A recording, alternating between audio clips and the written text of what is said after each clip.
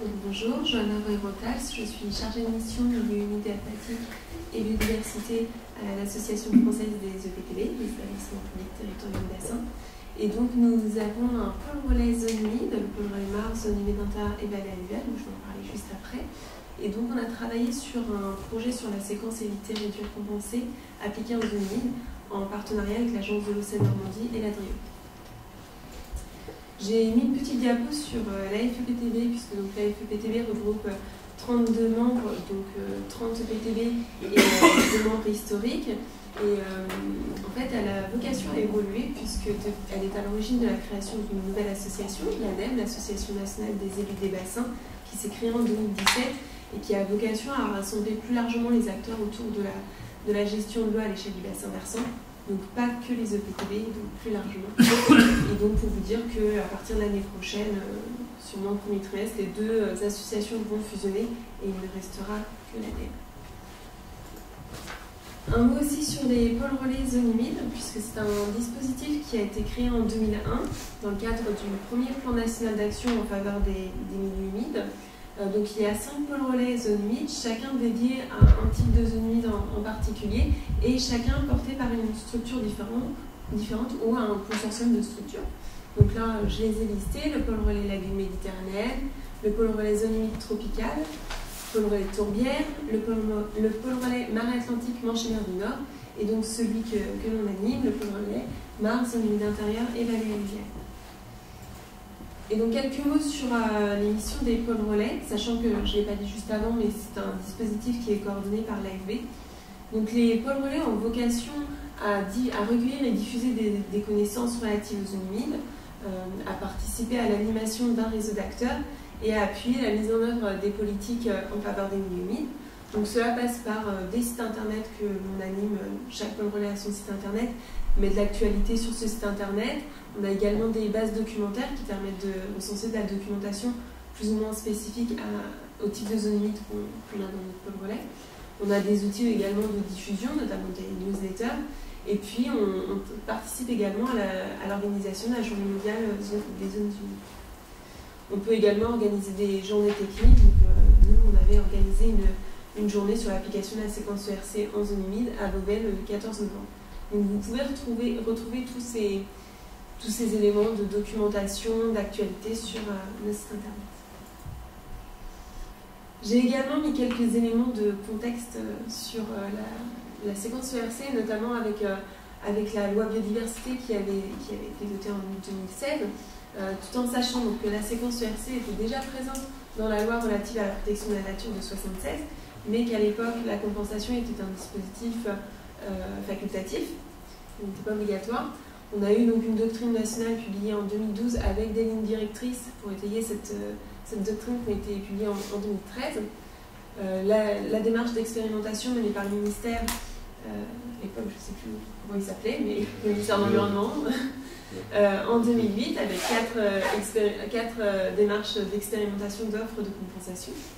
Et puis donc une séquence ERC qui a été fortement renforcée avec la loi biodiversité de 2016, avec notamment l'objectif d'absence de perte nette de biodiversité, voire même l'objectif d'avoir un gain en termes de biodiversité, la possibilité pour les services de l'État de ne pas accepter le projet en l'état s'il ne permet pas d'atteindre cet objectif de non-perte nette de biodiversité, et ensuite des aspects comme la création des sites naturels de compensation, qui fait suite à l'expérimentation de l'offre de compensation, qui permet donc d'avoir des sites naturels de compensation qui sont agréés. Les porteurs de projets peuvent donc décider soit de mettre en œuvre eux-mêmes leurs mesures compensatoires, soit de faire appel à un opérateur de compensation, soit d'acheter des unités de compensation sur un site naturel de compensation agréé. Également, un outil qui a été mis en place pour géolocaliser les mesures compensatoires, GEMCE, peut-être que certains d'entre vous le connaissent. Et puis, par exemple, un inventaire qui doit être réalisé par l'AFB sur des sites à fort potentiel de gain écologique et qui pourraient éventuellement être mobilisés pour de la compensation. Donc voilà, en quelques mots, les aspects du contexte réglementaire. Je l'ai rappelé puisqu'en fait notre projet a été initié au 2e trimestre 2016, donc juste avant le vote de cette loi. Et en fait, il avait pour objectif de favoriser les échanges et la capitalisation des expériences en rassemblant un maximum d'acteurs, donc que ce soit les services de l'État, les établissements publics, mais également les porteurs de projets et les chercheurs. Donc pour ça, on a constitué un comité de pilotage assez fourni, puisqu'on avait 13 structures, Drio, Agence de l'eau Seine-Normandie, puisque c'était les partenaires, mais également des structures de recherche, CEREMA, XTA, Muséum, l'AFB qui était présente, le conseil départemental des Yvelines qui avait participé à l'offre d'expérimentation, à l'expérimentation de l'offre de compensation plutôt, le PNR des boucles de la Seine-Normande, un EPTB, les Seine-Grand-Lac, le Forum de mer Atlantique, la Fédération nationale des PNR et 2 services instructeurs. Et donc, bien préciser qu'on travaille sur les zones d'urgence réglementaire par rapport à la séquence universelle. Le premier travail qu'on a fait, ça a été de faire un état des lieux des documents et des démarches en cours pour les structurer. Et donc pour cela, en fait, on a utilisé notre base documentaire et on a créé une arborescence cliquable au sein de notre base documentaire. Donc aujourd'hui, on a plus de 100 références dans cette base documentaire, spécifique donc à la séquence URC appliquée en zone humide. Et ce travail est encore complété, donc même si vous-même vous avez des documents que vous estimez intéressants à référencer dans cette arborescence, n'hésitez pas à nous les signaler.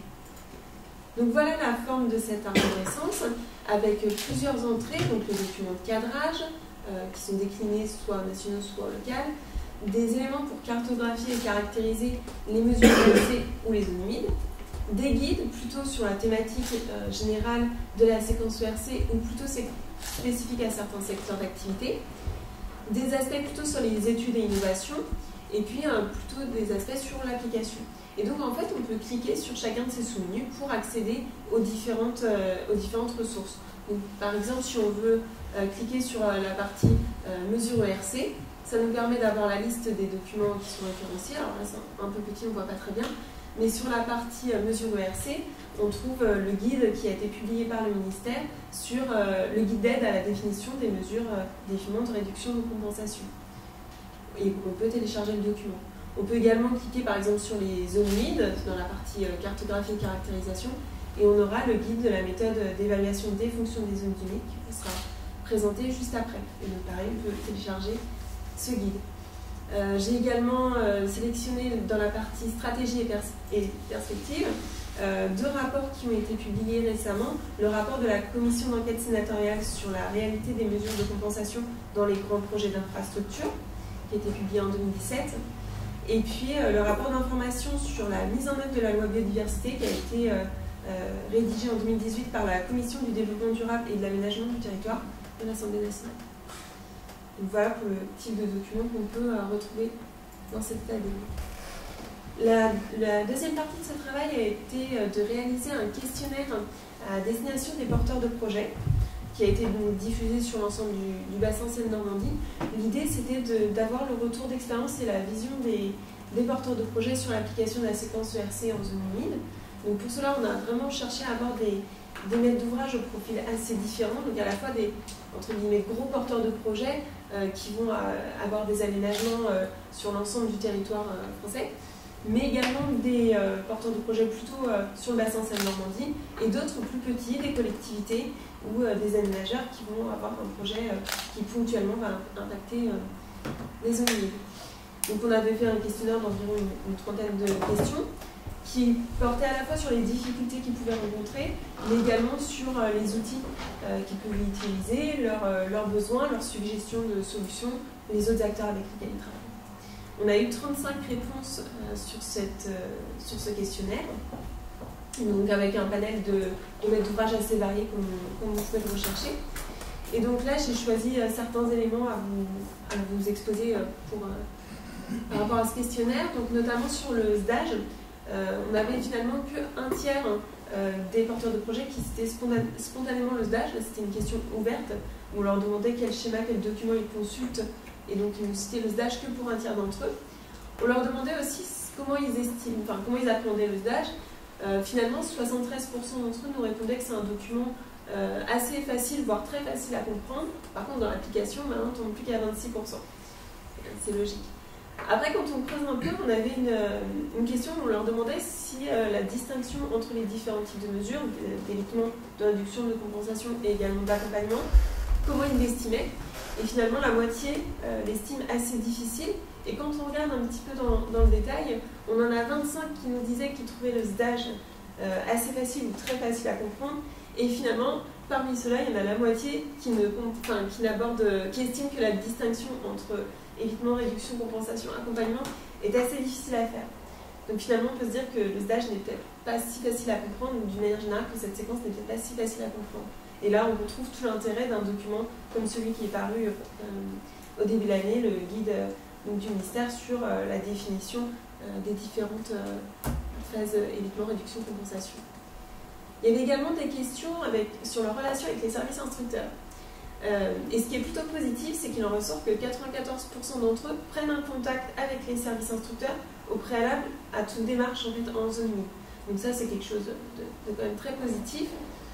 Sur leur retour par rapport au travail avec les services instructeurs, les aspects positifs qui ressortaient, c'est que le service instructeur les aidait vraiment à comprendre la réglementation et qu'un travail en concertation était mené et permettait de définir les différentes étapes.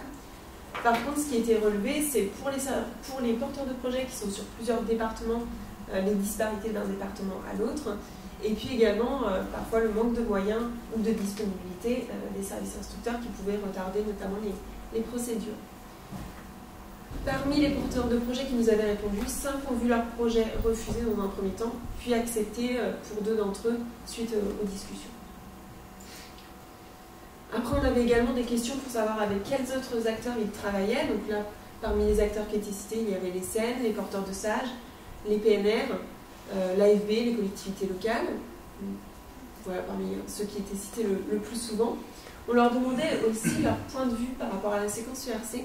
Et finalement, est-ce qu'ils estimaient que ça pouvait apporter une plus-value à leur projet? Et pour 2 tiers d'entre eux, c'était le cas. Donc plutôt sur des aspects d'image et d'acceptation sociale, notamment pour les plus gros porteurs de projet, on va dire. Pour eux, c'était important d'appliquer correctement cette séquence ERC pour que leur projet soit plus facilement accepté. On avait aussi un aspect positif par rapport au projet, en fait, dans le sens cadre de vie, par exemple, pour un aménageur, pour un promoteur immobilier, qui, en prenant en compte la séquence ERC, donc en préservant des zones humides proches de son projet, permettait d'améliorer le cadre de vie. Et enfin, 82% d'entre eux estiment que l'application de la séquence ERC permet de préserver les zones humides. Des difficultés liées à chacune des phases. Pour l'évitement, plutôt les fortes complications techniques qui peuvent être engendrées, ou sinon l'évitement qui ne leur semble pas possible. C'est ce qui ressort en premier. Sur les aspects liés à la réduction, on avait différencié donc, la phase chantier de la phase exploitation. Et pour la phase chantier, ce qui ressort, c'est surtout la modification du planning des travaux qui les impactent et qui peut encore une fois retarder les projets. Également, en phase d'exploitation, cette fois-ci, l'adaptation des techniques qui peuvent être utilisées pour préserver et puis gérer les zones humides qui ont pu être conservées dans le cadre du projet. Et ensuite, sur la compensation, les difficultés qui ressortent sont plutôt d'ordre foncier, puisqu'il s'agit de trouver des terrains ou faire la compensation, de dimensionner les mesures compensatoires, notamment avec le stage où il y a des ratios à respecter, ça peut devenir compliqué pour les porteurs de projets. Et puis assurer les équivalences fonctionnelles. Pas tous. Alors après, on leur demandait aussi des solutions. Quelles solutions ils avaient mis en œuvre et comment ils pouvaient surmonter les difficultés qu'ils rencontraient dans l'application de la séquence ERC. Et là, ce qui ressortait en premier, c'est vraiment le travail de concertation et de travail avec d'autres acteurs, notamment les acteurs qui avaient été cités un peu plus haut, les CN, les PNR, les EPTV. Le travail avec les services instructeurs. Et puis après, donc l'appui technique et notamment les bureaux d'études étaient très souvent cités comme étant des acteurs qui leur apportaient des solutions techniques. Après, la question de l'anticipation. Et une remarque que j'avais trouvée vraiment intéressante, que j'ai remise là, le fait d'assurer la cohérence des mesures compensatoires en zone humide avec d'autres politiques publiques. Donc notamment, ce qui était noté, c'était en termes de prévention des inondations, avoir des mesures qui soient cohérentes avec la prévention des inondations. Et puis il y avait également des suggestions d'outils faites par les porteurs de projets. Donc par exemple une plateforme d'échange de bonnes pratiques, des inventaires de zones possibles de compensation. Donc là ça rejoint un petit peu ce qui est noté dans la loi biodiversité avec l'inventaire qui doit être réalisé par l'AFB. Une méthode sur l'équivalence en termes de fonctionnalité. validé par l'État. Bon, on verra la présentation suivante. Et puis cartographie nationale ou d'autres types d'outils. Donc voilà par rapport à notre travail. Et puis j'ai voulu conclure en vous remettant quelques actualités nationales. Donc notamment, il y a un comité de pilotage national sur la séquence ERC qui est piloté par le CGDD et qui s'est réuni en janvier 2018, qui se réunit à peu près une fois par an. Et donc parmi les travaux qui sont prévus, donc il y a la mise en place d'un centre national de ressources sur ERC. Pour l'instant, il n'y a pas de... Je n'hésite pas à me dire s'il y a quelque chose à corriger, mais pour l'instant, il n'y a pas de date prévue. Le développement du portail de diffusion avant public, donc à partir de GENCE, qui est actuellement utilisé par les services instructeurs pour géolocaliser les mesures compensatoires, et qui sera en fait le support pour après une diffusion grand public de ces mesures-là. Une formation de formateurs qui s'est tenue en septembre 2018 dans l'objectif de développer les formations, notamment aux services instructeurs sur ERC et puis après plus largement. Et puis d'autres travaux en cours comme un guide sur le dispositif, sur le suivi des mesures ERC, une publication sur le dimensionnement des mesures compensatoires en milieu aquatique, sur les cours d'eau. Après également un guide spécifique sur les projets de carrière, sachant qu'il y en avait déjà eu un de publié. Quelque chose par rapport plus spécifique à la qualité de l'air. Et ensuite, j'en ai déjà parlé, l'inventaire par l'AFB des sites à fort potentiel de gain écologique. Et donc j'ai remis ici le lien pour accéder aux travaux qu'on a fait sur la séquence ERC, et notamment l'arborescence avec les ressources qui sont enregistrées.